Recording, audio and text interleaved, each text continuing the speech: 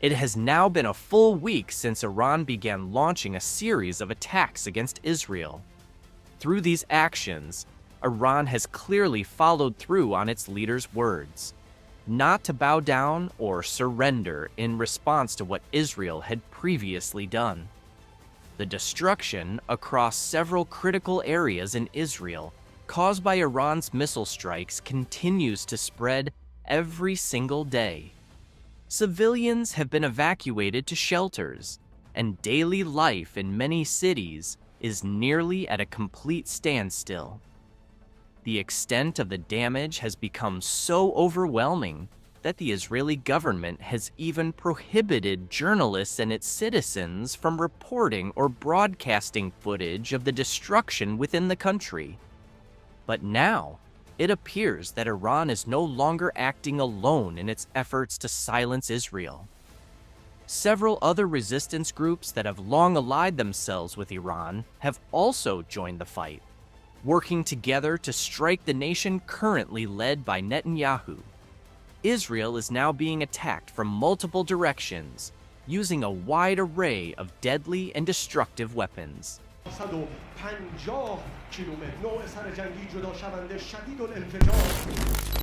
Yesterday, Iranian missile strikes targeted multiple key facilities inside Israel.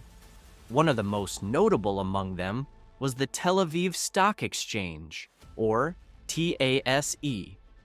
Reports following the attack indicated that the Israeli stock market suffered significant damage. By specifically targeting TASE, Iran seemed to be sending a bold message that it is capable of bringing Israel down from many different angles, including its financial core, which the stock exchange symbolizes for the country. The Tel Aviv Stock Exchange was established in 1953 and serves as Israel's main financial market, located in Tel Aviv-Yafo. Today, it lists over 470 equities, 900 corporate bond series, more than 200 government bond series, and around 1,200 mutual funds. Altogether, the exchange has a total market capitalization of approximately 216 billion United States dollars in equities and 196 billion United States dollars in bonds. Around the same time, a hospital in the city of Beersheba, Israel, was also hit by an Iranian missile strike. Iran's military later confirmed that the intended target was actually a military facility situated near Soroka Medical Center. According to Iranian officials, the hospital itself was not directly targeted in the attack. Previously, Iran had already issued threats and warnings against Israel, especially concerning a new type of missile they claimed they were preparing to launch. So far, over 400 missiles have reportedly been fired by Iran toward various Israeli regions, overwhelming the country's Iron Dome defense system. This new missile, according to Iran, is said to be even deadlier than those launched before. On Thursday, June 19th, reports confirmed that Iran had launched at least one ballistic missile, which was equipped with a warhead containing multiple submunitions. This ballistic missile was part of a larger series of attacks that have caused massive destruction across various areas of Israel. Ballistic missiles loaded with cluster munitions present a greater challenge for defense systems, especially during the final phase of interception, right before the missile reaches its target, because the dispersal of submunitions makes it harder to stop. Observers have begun to speculate that the new missile Iran mentioned could be referring to the Khorramshahr 4, also known as the K-Bar. The potential combat debut of the Khorramshahr 4/K-Bar has drawn close attention from military analysts, as it is considered one of the most advanced and promising long-range ballistic missiles in Iran's arsenal. This missile boasts a number of impressive features, including a range of up to 2,000 kilometers, the capability to carry a warhead weighing as much as 1,500 kilograms, and a claimed exo-atmospheric guidance system. This system allows the missile to strike with high precision, up to 30 meters of accuracy, without needing terminal guidance. The exo-atmospheric guidance capability also reportedly helps the missile evade interception attempts by enemy defense systems.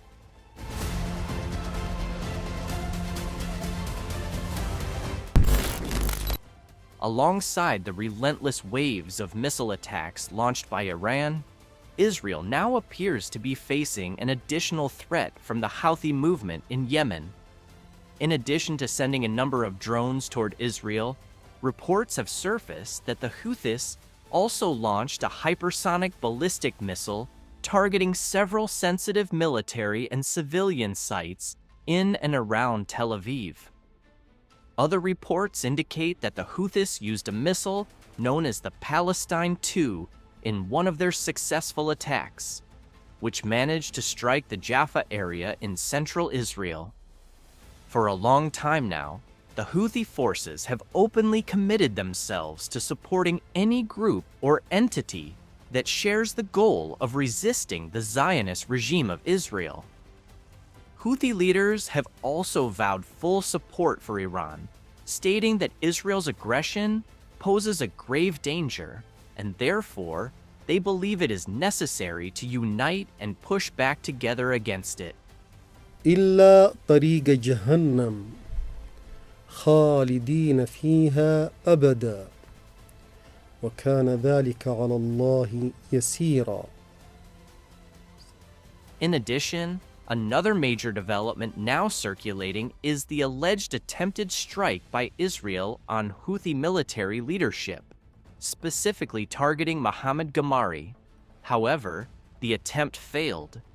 Gamari reportedly survived the attack, and this unsuccessful operation has only added fuel to the fire, provoking even greater anger and determination from the Houthi side. With the Houthis now actively involved, the scale of the conflict between Iran and Israel may escalate further, potentially drawing the region into an even wider war. For the Houthi movement, Israel is not a new enemy. In fact, the Houthis have repeatedly launched resistance efforts and have even carried out attacks on critical targets within Israeli territory in the past. Most notably, in early May, a ballistic missile fired by the Houthis in Yemen successfully struck the perimeter of Israel's Ben Gurion International Airport. The impact of the attack was significant. It damaged roads and vehicles, and it brought air traffic operations to a complete standstill. The situation at the time was extremely urgent and chaotic, forcing all access points to the airport to be shut down temporarily. Train service to the airport was also suspended. Air raid sirens wailed loudly throughout central Israel, prompting large numbers of people to flee to safer locations. Shortly after the strike, the Israeli military confirmed that its defense systems had failed to intercept the incoming missile, despite making several attempts to neutralize it. As a result of the strike, 8 people were reportedly injured. As a part of Iran's axis of resistance, the Houthi forces have consistently launched missile and drone attacks into Israeli territory ever since the war in Gaza broke out, and those efforts have only intensified following the events of October 7, 2023. Their role in the conflict is not limited to ground operations alone. They have also taken control of key areas in the Red Sea. The Houthis have been targeting ships affiliated with Israel as part of their continued campaign of resistance.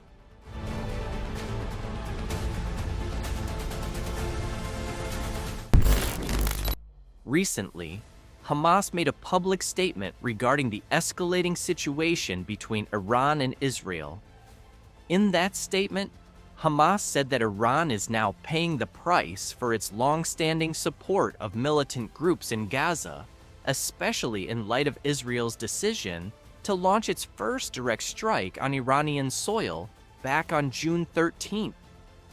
Naturally, the leadership of Hamas has expressed its full support for Iran, just as Iran has stood behind Hamas, providing both military aid and financial backing during the full-scale war between Hamas and Israel that erupted in October 2023. Following in the footsteps of the Houthis, Hamas has also resumed conducting targeted military operations against Israeli forces. On June 16th, the Al-Qassam brigades, which are the armed wing of Hamas, released a statement claiming that their fighters had carried out a joint attack together with the Al-Quds brigades. According to them, the joint operation successfully disabled an Israeli infantry unit stationed in the southern region of Gaza. According to a report published by the Palestine Chronicle, the Israeli unit in question was reportedly taking shelter inside a residential house. That's when the joint Hamas forces moved in and launched a coordinated assault, striking the building using anti-personnel missiles. The Israeli soldiers inside had no way of escaping the sudden concentrated attack. In addition, separate reports have surfaced claiming that an Israeli soldier was taken down by a sniper using the Qassam Ghul rifle in the Sanadi area near Khan Yunis. Earlier, Hamas had already carried out a deadly ambush operation in the Jabalia area, which has been described as one of the most severe strikes suffered by Israeli forces in Gaza over the past few weeks. Reports indicate that 3 Israeli Defense Forces soldiers were killed and 2 others were seriously wounded when the Humvee they were riding in was hit by an improvised explosive device. It was later revealed that this particular group of soldiers was part of a convoy assigned to escort a fire truck during a nighttime military operation. Moments after the attack occurred, Hamas claimed responsibility and stated that Israeli rescue helicopters were unable to evacuate the wounded soldiers due to the looming threat of additional missile strikes. Not long after that, the IDF officially confirmed the deaths of the soldiers involved. These successful Hamas operations have only added to the growing number of Israeli military casualties, bringing the total death toll to 432 soldiers. The military tactics used by Hamas have not only targeted IDF personnel directly, they've also focused on attacking vehicles used by Zionist forces by utilizing specially modified explosive devices. Just a short time earlier, the Al-Quds brigades had carried out another ambush on Israeli troops in the Shuja'iyah neighborhood, located in the eastern part of Gaza City. During that operation, the brigade's engineering unit deployed a combination of abandoned occupation bombs and a custom-made explosive device known as the Thaqib. As a result, 2 military vehicles carrying Israeli soldiers were completely destroyed. Much like the Houthis, who have had a long-standing conflict with Israel, Hamas also appears to have developed an extensive range of tactics to strike various strategic points across the country. Thanks to their years of experience in warfare, Hamas has become more adept at reading battlefield conditions quickly and developing the right strategies to effectively strike Israeli targets at the right time.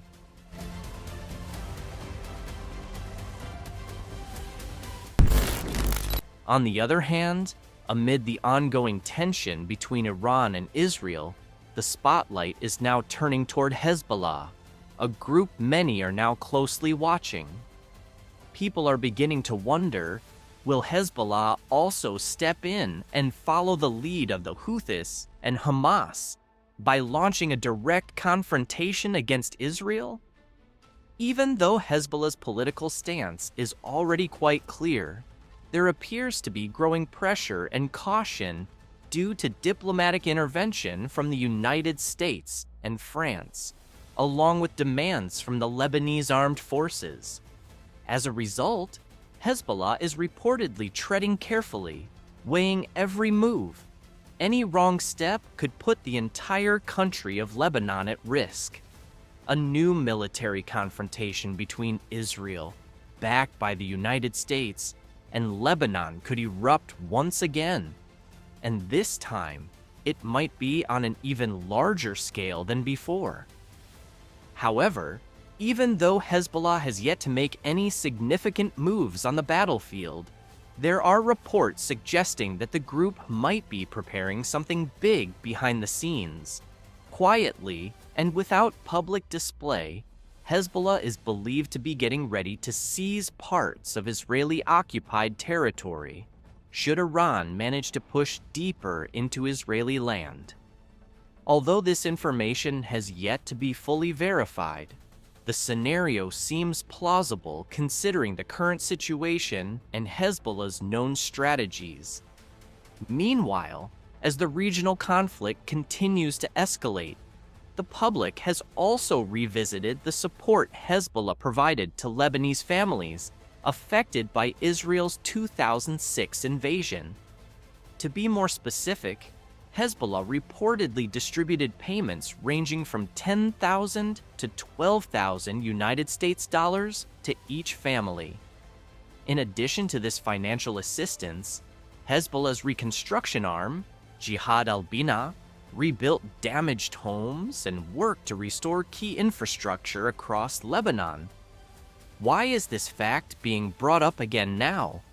It's directly related to the support, or lack thereof, currently being provided by the Israeli government to its own citizens. With many homes damaged and daily routines disrupted due to Iran's recent missile strikes, Israel's response has come under public scrutiny. According to reports, the government has offered just 500 shekels, equivalent to around 143 United States dollars, to citizens whose homes have suffered damage. This stark contrast in aid has led to growing disappointment and frustration among the Israeli public toward their military and leadership.